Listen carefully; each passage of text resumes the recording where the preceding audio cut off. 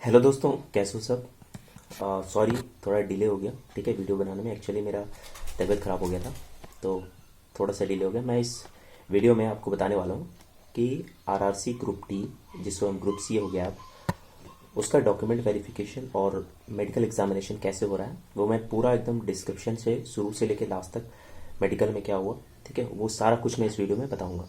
ठीक है, वीडियो को पूरा लास्ट तक देखना है। थोड़ा सा लंबा होगा वीडियो, लेकिन आपके मन में जितने भी डाउट्स होंगे वो सारे क्लियर हो जाएंगे। ठीक है, तो सबसे पहले इनिशियल स्टेज से स्टार्ट करते हैं कि अगर आपका डॉक्यूमेंट वेरिफिकेशन कल है, ठीक है, कल आपका रिपोर्टिंग टाइम अगर 8 साढ़े 8 के आसपास है, तो आपको सुबह वहाँ पे पहुँच जाना है 8 बजे। ठीक है, अपना जो रिक्रूटमेंट सेल है, ठीक है, किसी का भी हर जोन का अलग वाइज है, तो अपना रिक्रूटमेंट सेल अपना देख लें, पहले से ही पता रखें कहाँ पर है, और 8 बजे के आसपास आपको वहाँ पे पहुँच जाना है। रिपोर्टिंग टाइम 8:30 है, कोशिश करना है कि 8 बजे वहाँ आप पहुँचें। ठीक है, जैसे आप वहाँ पहुँचते हैं, ठीक है, तो वहाँ के जो स्टाफ होंगे वो मॉर्निंग में वहाँ पहुँच जाते हैं, तो वो सभी को अंदर बुला लेंगे, थोड़ा सा इंस्ट्रक्शन देंगे कि क्या करना है। तो वो बताएंगे कि एक पर्ची मिलेगी आपको, उसे स्टेशन पे जाना है और वहाँ पे एक टिकट कटवानी है। ठीक है, टिकट होता है 16 या 24 रुपए का।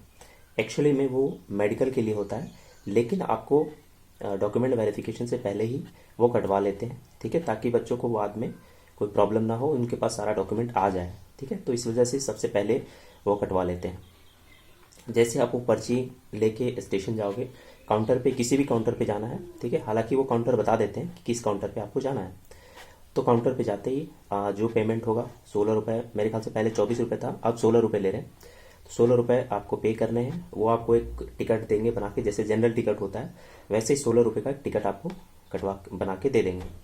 उस टिकट को लेके आपको फिर भर्ती बोर्ड पे आ जाना है। ठीक है, जैसे आप भर्ती बोर्ड पे आएंगे तो वहाँ पे आपको फिर बैठाया जाएगा। ठीक है, थोड़ा सा स्लो प्रोसेस है, क्योंकि डॉक्यूमेंट वेरिफिकेशन में मैंने सोचा था कि जैसे एसएससी वगैरह में होता है कि जो रिपोर्टिंग टाइम है वहाँ पे अगर पहुँचते तो 2-3 घंटे वहाँ पे क्लियर हो जाता है, लेकिन यहाँ पे आपको पूरे दिन भर लग गए। ठीक है, तो लग भी सकते हैं दिन भर और कम भी लग सकते हैं, क्योंकि डिपेंड करता है कि कैंडिडेट और जोन वाइज कैसा काम चल रहा है। तो जब आप वहाँ पे वो टिकट लेके जाएंगे तो आपको बैठा दिया जाएगा। ठीक है, और सारे स्टूडेंट को पहले कलेक्ट होने देंगे कि सभी स्टूडेंट अगर टिकट कटवा के आ जाते हैं तो उसके बाद सिर्फ आपको चेयर मिल जाएगा। ठीक है, और टेबल लगी रहेगी वहाँ पे। ठीक है, तो आपको वहाँ पे बैठा दिया जाएगा। ठीक है, सीरियल वाइज भी बैठा सकते हैं, इधर उधर भी बैठ सकते हैं, बैठने में कोई प्रॉब्लम नहीं है। फिर आपको फॉर्म दिया जाएगा। ठीक है, कैसा फॉर्म रहेगा? सबसे पहला फॉर्म रहेगा कि आपको अपना नाम, date of birth, father's name, और जो साइन आपने दिया है, साइन जैसे किसी का तिल होता है, किसी को कहीं पे चोट का निशान है, ठीक है, तो ये सब जो साइन होते हैं वो वहाँ पे लिखना होता है, मेंशन होता है। ठीक है, तो उस पेपर में आपको सिर्फ उतना ही लिखना है। क्लियर? उसके बाद थोड़ी देर बाद आपको दूसरा पेपर दिया जाता है। दूसरा पेपर में क्या होता है?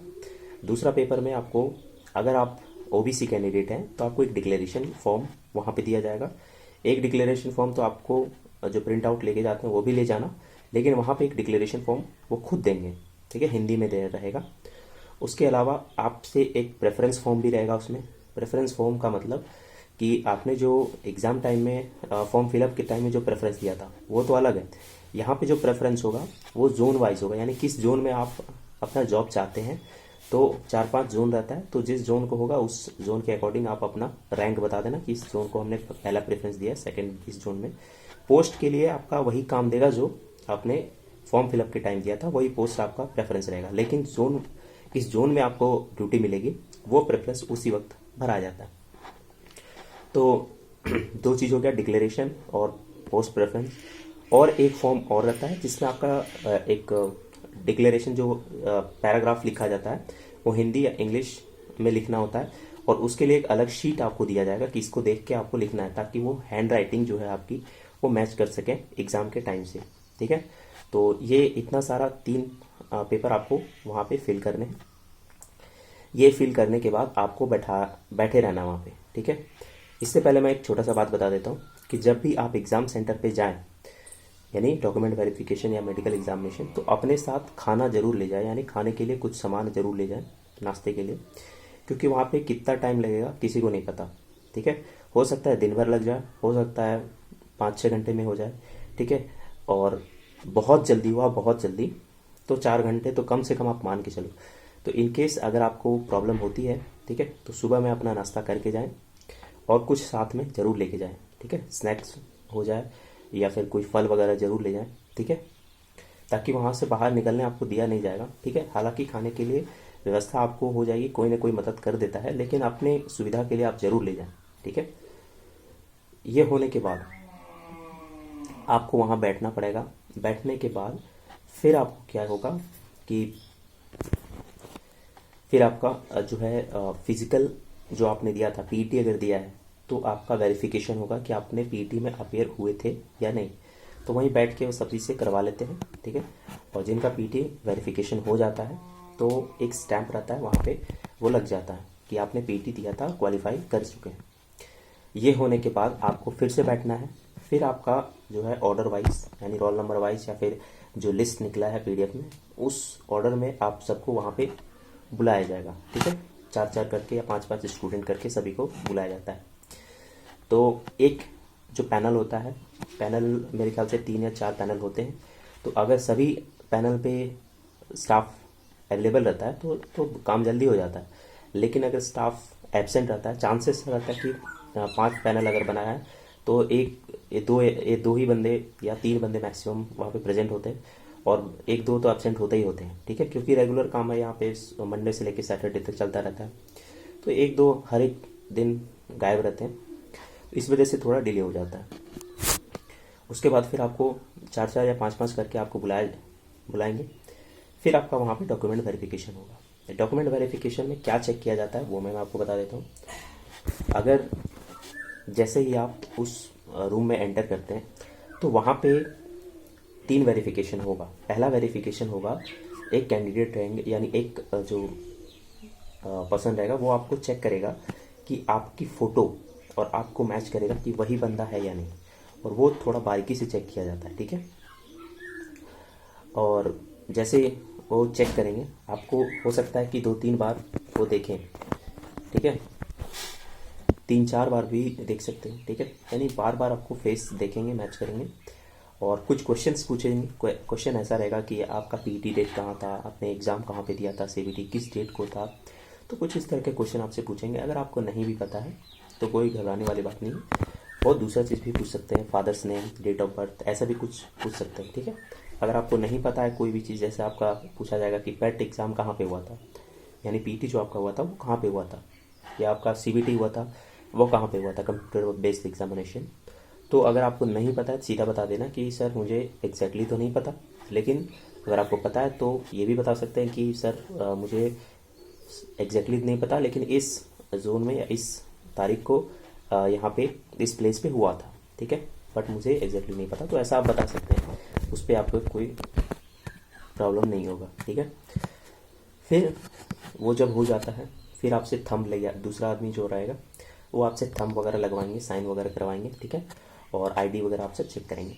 तीसरा जो बंदा रहता है वो ऑफिशियल रहता है, यानी थोड़ा सीनियर रहता है, वो आपके डॉक्यूमेंट चेक करेंगे। ठीक है, वो आपका नाम, डेट ऑफ बर्थ और 10th सर्टिफिकेट, ये 3 चीज़ एकदम क्लियरली वो चेक करेंगे। और सबसे इम्पॉर्टेंट चेक करते हैं मार्क्स आपने जो अपलोड किया था, कि जो 10th में आपके कितने मार्क्स थे या सीजीपीए कितना आपने डाला है, तो वो आपको मैच करेंगे। वो अगर क्लियर है, नेम क्लियर है, फादर्स नेम क्लियर है, तो आप वहाँ से 90% चांस है कि आपको कोई इश्यू नहीं आने वाली है।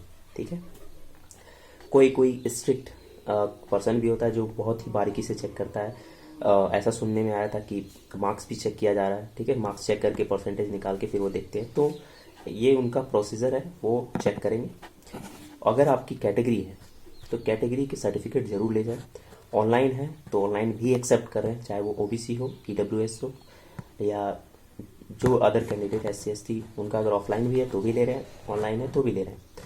ठीक है, लेकिन कोशिश ये करना है, जैसे AWS की बात करें तो AWS तो आपको 2019 से लेके अभी तक में अगर कोई सा भी AWS है तो चल जाएगा। OBC की बात करें तो भी आप एक्सेप्ट कर ले रहे हैं। ठीक है, तो अगर आपका पीरियड में है, यानी 2019 के 22 के बीच में अगर कोई है डॉक्यूमेंट, तो आपको एक्सेप्ट कर लिया जा रहा है। किसी किसी डॉक्यूमेंट में ऐसा मांगा जा रहा है कि जिस टाइम पे वो पर्सन मांग सकते हैं, हालांकि बहुतों से नहीं मांगा गया, वो कह सकते हैं कि जब आपने फॉर्म फिलअप करा था उस वक्त आपके पास क्या डॉक्यूमेंट्स थे, जिस बेसिस पे आपने ये कैटेगरी या फिर जो भी है अपना कास्ट सर्टिफिकेट वो आपने फिल किया, तो उसके बेसिस होगा ना आपके पास कोई एविडेंस, तो ये मांग सकते हैं 2019 का, क्योंकि फॉर्म फिलअप उसी टाइम हुआ था, तो ये वो मांग कर सकते हैं। बट चांसेस है, बहुत ही रेयर चांस है कि ऐसा वो मांगे, ठीक है, लेकिन मांग सकते हैं, आप ज़रूर लेके जाएं अगर है आपके पास तो। उसके बाद फिर आपका वो क्लियर दे देते हैं, फिर वो आपसे एक रजिस्टर उनका होता है वहाँ पे वो अपना नाम और क्या कैटेगरी है, उनके सर्टिफिकेट अवेलेबल हैं या नहीं, यस नो वो अपना करते हैं, वो आपका काम नहीं, वो वहीं पे चेक करते हैं, ठीक है। आईडी ज़रूर ले जाएं अपनी, ठीक है, कोई भी आईडी, आधार कार्ड हो, पैन कार्ड हो, वोटर आईडी हो, एक आईडी आपके पास मस्ट होनी चाहिए ओरिजिनल, जिसमें आपका फ़ोटो और डेट ऑफ बर्थ मेंशन है, ठीक है। इतना होने के बाद वो आपसे क्या करेंगे, सारा डॉक्यूमेंट्स ले लेंगे और एक फाइल में रख देंगे, ठीक है, और आपसे बोलेंगे चाहिए आप बाहर वेट करिए। इस तरह करते करते सारे स्टूडेंट्स के जो है डॉक्यूमेंट्स वो चेक कर लेते हैं। उसके बाद सारे स्टूडेंट के जब डॉक्यूमेंट्स चेक हो जाएंगे, फिर आपका सीएमओ आता है, ठीक है, सीएमओ रहता है या चेयरमैन कह सकते हो, ठीक है, चेयरमैन जो होते हैं वो आते हैं और वो देखते हैं सारा प्रोसीजर सही हो रहा है या नहीं, और ये प्रोसेस करते करते मेरे ख्याल से 2-3 बज जाते हैं, ठीक है सॉरी। तो इतना प्रोसेस होने के बाद जब सारा डॉक्यूमेंट वेरिफिकेशन हो जाता है, फिर वो मेडिकल के लिए जो है वो पर्ची बनाना स्टार्ट कर देते हैं, और जैसे ही मेडिकल पर्ची बननी स्टार्ट हो जाती है, तो मान लीजिए 20 कैंडिडेट का बन चुका मेडिकल पर्ची, ठीक है, मेडिकल के लिए पर्ची बनती है, जब आप मेडिकल देने जाओगे तो वहाँ पे वो सबमिट करना पड़ता है, तो वो पर्ची वो खुद बनाएंगे, आपको कुछ नहीं करना होता। तो जैसे वो पर्ची बननी स्टार्ट होती है, आपको बुलाएंगे, वहाँ पे थंब वगैरह मिलाएंगे और साइन वगैरह चेक करेंगे जो आपने दिया था, यानी तिल है या फिर कहीं कट का निशान है, ठीक है, तो वो सब चेक करेंगे और उस पर लिख देंगे, ठीक है, और वहीं पे आपसे साइन करवा लेंगे, और आपको 20 कैंडिडेट अगर हो जाता है तो फिर आपको बता दिया जाएगा कि आपका मेडिकल कहाँ पे होगा, फिर आप वहाँ से जा सकते हैं, ठीक है। जैसे आपको मेडिकल का वेन्यू मिल जाता है कि इस जगह पे आपका मेडिकल होगा, फिर आपको वहाँ से डॉक्यूमेंट वेरिफिकेशन का काम ख़त्म हो जाता है, ठीक है। तो इस तरह 20-20 का स्लॉट बना के आपको, हो सकता है 40-40 का भी बनाए, ठीक है, वो डिपेंड करता है कैंडिडेट पे, कैसे कितने कैंडिडेट्स डॉक्यूमेंट वेरिफिकेशन में अवेलेबल हैं, तो उस बेसिस पे होता है। उसके बाद ये तो प्रोसेस हो गया डीबी का, यहाँ तक ख़त्म हो जाता है। फिर आप मेडिकल देने जब जाओगे, तो जहाँ पर भी आपका मेडिकल एग्जामिनेशन है वो नेक्स्ट डे होता है, ठीक है। अगर आपका मान लीजिए मंडे को आपका डॉक्यूमेंट वेरिफिकेशन हुआ, तो ट्यूसडे को आपका मेडिकल होगा, संडे को ऑफ रहता है। सपोज़ किसी सैटरडे के कैंडिडेट अगर डॉक्यूमेंट वेरिफिकेशन कराते हैं, तो उनका मेडिकल संडे को नहीं मंडे को हो जाएगा, ठीक है। तो एक दिन आगे करके होता है, जिस दिन ऑफ रहता है उस दिन सभी का ऑफ रहेगा। उसके बाद जब आप मेडिकल एग्जामिनेशन देने जाते हैं, जहाँ पे आपका मेडिकल है, वहाँ पे सिंपल प्रोसेस है, आपको वहाँ पे कुछ नहीं करना, एकदम नॉर्मल रहना है, और सारा प्रोसेस ऑटोमेटिक ख़त्म होता जाएगा, और बहुत फास्ट प्रोसेस होता है। जैसे आप मेडिकल एग्जामिनेशन सेंटर पे जाते हैं, तो वहाँ पे आपका जो मैंने बताया कि मेमो जो तैयार हो रहा था मेडिकल का, जो पर्ची बन रही थी मेडिकल वाली, वो कोई भी एक स्टाफ जहाँ पर डॉक्यूमेंट वेरिफिकेशन है, वो उस सारे डॉक्यूमेंट को लेके मेडिकल एग्जामिनेशन जहाँ पे आपका हो रहा है वहाँ लेके जाते हैं। फिर वहाँ पे आपका एक एक करके रोल नंबर वगैरह बुलाते हैं, वहाँ पे फिर से एक पर्ची भराई जाती है, और फोटो वहाँ पे आई थिंक 2 या 3 फोटो लगती है, ठीक है। और वहाँ पर भी एक फॉर्म फिलअप आपसे करवाया जाएगा, साइन वगैरह करवाया जाता, ठीक है, और वहाँ पर भी आपका मार्क चेक किया जाएगा, ठीक है, क्योंकि मैंने बताया कि अभी जो मेमो बनना था मेडिकल का, वहाँ पे मार्क चेक कर रहे थे डॉक्यूमेंट वेरिफिकेशन में, फिर यहाँ पर भी आपको चेक एक बार ज़रूर किया जाएगा, ठीक है। और हो सकता है 2-3 बार और भी करें, डॉक्टर्स भी कर सकते हैं कि आपका मार्क सही जगह पे है या नहीं, या दूसरा कोई कैंडिडेट तो नहीं एंटर हो गया, तो ये चेक होता रहता है। फिर आपसे जब मेडिकल स्टार्ट होता है, तो आपसे पहला यूरिन टेस्ट होगा, ठीक है। यूरिन टेस्ट में आपको बताइए, ठीक है, पेशाब की जांच होती है, आपको एक बोतल दे दिया जाएगा, उसमें पेशाब जमा करके वहीं पे टेबल पे रख देना है, फिर वो अपना रिपोर्ट तुरंत तैयार कर देते हैं आधे घंटे के अंदर। जैसे आपका वो हो जाता है यूरिन टेस्ट, फिर आपका एक्सरे वो बता देंगे, एक्सरे रूम में चले जाइए। ठीक है, तो सारे कैंडिडेट एक एक करके एक्सरे रूम में जाते हैं। वहाँ पे जाने के बाद फिर वहाँ आपकी पर्ची वहीं पे रहती है, और एक्सरे रूम में आपको अगर जैकेट वगैरह पहने तो जैकेट उतार के एक्सरे करवा लिया जाता है खड़ा खड़ा, यानी इतना एब्डोमल से नीचे वाला नहीं, ऊपर वाला पार्ट आपका एक्सरे होता है, यानी चेस्ट का, फेफड़े का एक्सरे होता है। तो नॉर्मल आपको खड़ा रहना है, बस मशीन आपको एक्सरे कर लेगी।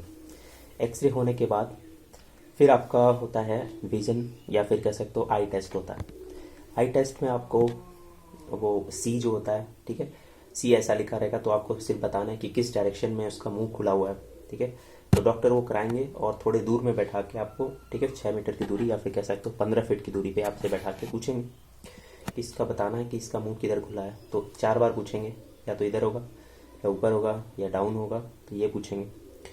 उसके बाद फिर ये होने के बाद फिर आपका क्या होगा, आई जो टेस्ट है उसके लिए एक लेज़र से आपका चेक किया जाएगा कि आपने क्या लेंस वगैरह तो नहीं लगवाया, ठीक है, या कोई ऑपरेशन वगैरह आपने तो नहीं करवाया। ठीक है, लेसिस जिसे कहते हैं, तो ये चेक करते हैं, और वो मशीन से चेक होती है। ठीक है, मशीन से चेक होने के बाद अगर कोई प्रॉब्लम है तो आपको वहाँ पे बता देना, वरना वो पकड़ लेंगे। सिंपल सी बात ये है। मैं एकदम एग्जांपल दे रहा हूँ कि एक स्टूडेंट था जिसने नहीं बताया था, ठीक है, तो उसको जैसे ही लेज़र बीम में चेक किया गया तो वो वहाँ पे पकड़ा गया था। तो आपको कुछ छुपाना नहीं है, ठीक है। अगर आप बता देते हो तो कोई प्रॉब्लम नहीं है, नहीं बताते तो भी कोई प्रॉब्लम नहीं है, वो आपसे पकड़ ही लेंगे। ठीक है, उसके बाद होता ये है कि आपको कलर ब्लाइंडनेस चेक किया जाएगा। उसमें जो नंबर्स होते हैं, जो प्लेट चेक किया जाता है, कि पूछा जाता है, डॉट डॉट टाइप का होता है, तो वहाँ पे कलर ब्लाइंडनेस बुक पढ़ाई जाती है, और मेरे ख्याल से पूरा ही लगभग पढ़ाया जा रहा है। और कहीं पे रास्ते वगैरह बताए जाते हैं कि तो वो कलर ब्लाइंडनेस में ही होता है। एक तो नंबर डिजिट बताना होता है, ऊपर से आपको एक रास्ता बताया कि किधर किधर रास्ते गए, ये आपको बताना है। तो वो बताने के बाद फिर डॉक्टर वहाँ पे लिख देता है कि आपका आई नॉर्मल है, 6/6 है, 6/9 है, ये लिख देते हैं वहीं पे। ये सब हो जाने के बाद, ठीक है, उनके पास एक फ़ाइल बन जाती है। उस फाइल में फिर आपको एक सिग्नेचर करनी होती है, और सिग्नेचर करने के बाद थंब वगैरह वहीं पे लगाया जाता है, और वो फाइल एकदम मेंटेन हो जाती है वहीं पे, और वो हॉस्पिटल में ही रहती है। इतना कुछ हो जाने के बाद जब सभी कैंडिडेट आपके साथ जो गए थे उनके सभी के हो जाने के बाद सबसे लास्ट जो होता है, वहाँ पे एक रजिस्टर होता है। उस रजिस्टर में जिनके जिनके क्लियर हो गए, यानी कोई प्रॉब्लम नहीं है, ठीक है, आँख वगैरह या फिर यूरिन वगैरह में कोई प्रॉब्लम नहीं है, ठीक है। अगर कोई प्रॉब्लम होती है किसी कैंडिडेट में तो डॉक्टर बता देते हैं कि आप ये जांच करवा लें, ठीक है। एक स्टूडेंट था जिसके आँखों में लेसिस हुआ था, तो उसको बताया गया कि आप जाइए दूसरे डॉक्टर से लिखवा के पर्ची बनवा के ले आइए और यहाँ पे सबमिट कर देना। एक का जो विज़न प्रॉब्लम था उसको भी बताया गया कि आप अपना लेंस बनवा के लाइए, ठीक है, और लेंस का पावर लिखवा के लाइए और यहाँ पे सबमिट कर दीजिए, ठीक है। तो इस तरह कुछ स्टूडेंट होंगे, बाहर नहीं किया जाएगा, ठीक है। आपको बस वो जांच करके आपको वहाँ पे प्रूफ दे देना है। और ये होने के बाद, ठीक है, इसमें घबराने वाली बात नहीं है, ठीक है, किसी किसी का होता है प्रॉब्लम। और एक ये चेक किया जाता है कि बीच में जो मैंने बताना शायद भूल गया आपको, पूरे बॉडी चेकअप होती है। बॉडी चेकअप मतलब कपड़े उतार के डॉक्टर चेक करेंगे, ठीक है, कि कहीं पे कोई चोट या कोई ऑपरेशन तो नहीं हुआ है, तो वो बॉडी में चेक करते हैं, और वो बहुत ही फास्ट होता है, ठीक है। डॉक्टर मतलब कपड़े उतरवा लेंगे और चेक करते जाएंगे और बाहर भी करते जाएंगे। अगर कैंडिडेट ज़्यादा हुए तो 2-3 या 10 कैंडिडेट को एक साथ चेक कर सकते हैं, तो वो डिपेंड करता है डॉक्टर्स पे, ठीक है। तो ये होने के बाद, इतना सब कुछ होने के बाद फिर आपको हार्ट बीट चेक करेंगे, यानी उठक बैठक करवाएंगे, तो उससे क्या होता है, थोड़ा सा हार्ट बीट बढ़ जाता है हम लोग का। तो उससे क्या होता है, वो चेक करते हैं अपना स्टेथोस्कोप से कि इनका हार्ट बीट कैसा होता है। किसी का अगर थोड़ा सा ख़राब है तो उसको एक नॉर्मल टेस्ट करने को कहेंगे, ठीक है, कि जाइए ये टेस्ट करवा के आ जाइए, ठीक है। और अगर क्लियर है, कोई प्रॉब्लम नहीं है, तो फिर एकदम नॉर्मल आपका वहाँ से क्लियरेंस मिल जाएगा। उसके बाद फिर आपका बवासीर भी चेक कर सकते हैं, ठीक है। और एक दो और चेकअप होती है, ठीक है, वो चेक करते हैं, उसमें नॉर्मल, आपको कोई टेंशन वाली बात नहीं है। ये सब होने के बाद लास्ट में मैंने बताया कि लास्ट में एक क्या बोलते हैं, रजिस्टर होती है। उस रजिस्टर पे आपको साइन करना होता है कि किनका कौन कौन लोग मेडिकल में क्लियर हैं। वो साइन करने के बाद आप घर वहाँ से जा सकते हैं, वो बता देंगे कि अब आप यहाँ से जा सकते हैं। उसके बाद जिनको कोई डाउट है या कोई प्रॉब्लम है तो वो उनको वहाँ पे रोक के रखा जाता है और उनको टाइम दिया जाता है कि इस टाइम तक आप अपना डॉक्यूमेंट्स या फिर इस टाइम तक आप अपना जो है रिपोर्ट यहाँ पे जमा कर दें। ठीक है, अगर आप थोड़ा डिले भी हो जाता है तो कोई प्रॉब्लम वाली बात नहीं है। ठीक है, लेकिन जमा करने के बाद ही आपको क्लियर वहाँ से मिलेगी। ठीक है, तो ये था पूरा ओवरऑल प्रोसेस। आई होप आपको समझ में आ गया हो। वीडियो थोड़ी लंबी हो गई बट पूरा प्रोसेस बताना भी ज़रूरी था। और कोई भी डाउट है, ठीक है, आपको किसी तरह का कोई भी डाउट है तो आप कमेंट बॉक्स में कमेंट करें। ठीक है, तब तक के लिए टेक केयर, बाय बाय। और हाँ, चैनल को जरूर सब्सक्राइब कर लेना दोस्त, अगर वीडियो अच्छी लगी तो। Thank you.